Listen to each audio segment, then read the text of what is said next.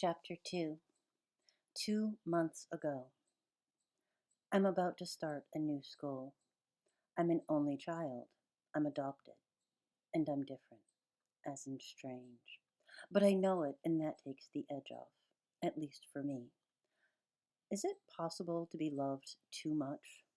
My two parents really, truly, LOVE me. I think waiting a long time for something makes it more gratifying.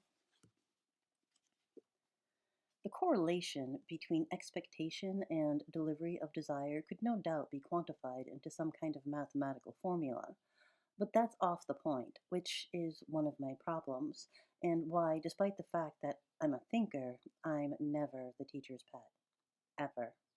Right now, I'm going to stick to the facts. For 7 years, my mom tried to get pregnant. That seems like a long time of working at something, since the medical definition of infertility is 12 months of well timed physical union without any results. And while I have a passion for all things medical, the idea of them doing that, especially with any kind of regularity and enthusiasm, makes me feel nauseated, as medically defined an unpleasant sensation in the abdomen. Twice in those years, my mom peed on a plastic wand and turned the diagnostic instrument blue. But twice she couldn't keep the fetus. How onomatopoetic is that? Fetus. Insane. Her cake failed to bake. And that's how I came into the mix. On the seventh day of the seventh month, is it any wonder I love the number? My new parents drove north to a hospital 257 miles from their home, where they named me after a cold climate tree and changed the world, or at least our world. Time out. It probably wasn't 257 miles, but that's how I need to think of it. 2 plus 5 equals 7, and 257 is a prime number. Super special. There is order in my universe.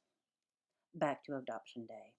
As my dad explains it, I never once cried, but my mom did all the way down Interstate 5 South until exit 17B.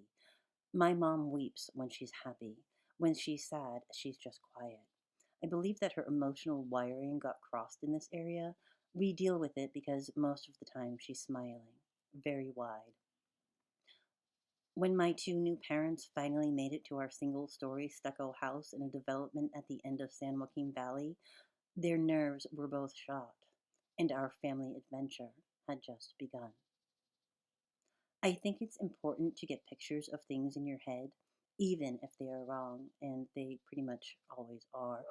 If you could see me, you would say that I don't fit into an easily identifiable ethnic category. I'm what's called a person of color, and my parents are not. They are two of the whitest white people in the world. No exaggeration. They are so white they are almost blue. They don't have circulation problems, they just don't have much pigment. My mom has fine red hair and eyes that are pale, pale, pale blue. So pale they look gray, which they are not.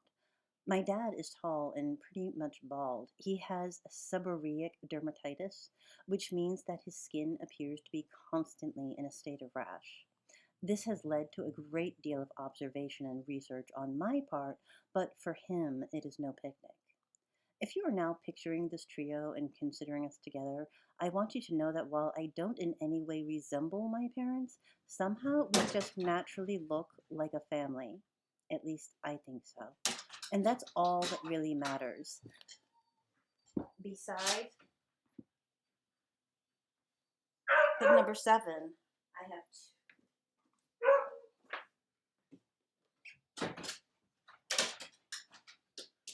Besides the number 7, I have two other major obsessions: medical conditions and plants. By medical conditions, I mean human disease. I study myself, of course, but my illnesses have been minor and not life-threatening. I do observe and chronicle my mom and dad, but they will not let me do much diagnostic work on their behalf. The only reason that I regularly leave the house, not counting going to the forced prison camp, also known as middle school, and my weekly trip to the central library, is to observe sickness in the general population.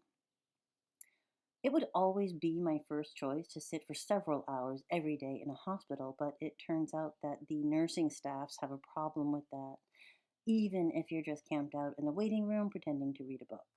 So I visit the local shopping mall, which fortunately has its share of disease. But I don't buy things. Since I was little, I've kept field notes and made diagnostic flashcards. I am particularly drawn to skin disorders, which I photograph only if the subject, and one of my parents, isn't looking. My second interest, plants. They are living, growing, reproducing, pushing and pulling in the ground all around us at all times. We accept that without even noticing. Open your eyes, people. That is amazing. If plants made sounds, it would all be different, but they communicate with color and shape and size and texture. They don't meow or bark or tweet. We think they don't have eyes, but they see the angle of the sun and the rise of the moon. They don't just feel the wind, they change directions because of it. Before you think I'm crazy, which is always a possibility, look outside right now. I'm hoping that your view isn't of a parking lot or the side of a building. I'm hoping that I'm imagining you see a tall tree with delicate leaves. You catch sight of swaying grass in a wide field. Weeds pushing up through a crack in the sidewalk are in the distance somewhere. We are surrounded. I'm asking you to pay attention in a new way and view it all as being alive with a capital A. My hometown, like a lot of the Central Valley of California, has a desert climate and is flat and dry and very hot for over half of the year. Since I've never lived anywhere else, whole months of days where it's 100 degrees outside seems normal. We call it summer. Despite the heat, there is no escaping the fact that the bright sun and rich soil make the area ideal for growing things once you add water to the equation. And I did. So, where once our house had a rectangle of grass, there is now a 40-foot high stand of timber bamboo. I have citrus trees, orange, grapefruit, and lime, next to my year round vegetable garden. I grow grapes, a variety of vines, annual and perennial flowers, and in one small area, tropical plants. To know me is to know my garden. It is my sanctuary. It's sort of tragic that we can't remember the earliest of the early years. I feel as if these memories could be the key to the whole who am I question. How did the first step really feel? What was the decision making process when it came time to ditch the diapers? I've got some toddler memories, but my first sequence recall is kindergarten, no matter how hard I've tried to forget the experience. My parents said the place was going to be all kinds of fun. It wasn't. The school was only blocks from our house, and it was here that I first committed the crime of questioning the system. The instructor, Mrs. King, had just plowed her way through a popular picture book. It featured the hallmarks of most preschool literature: repetition, some kind of annoying rhyming, and bold faced scientific lies. I remember Mrs. King asking the class, "How does this book make you feel?"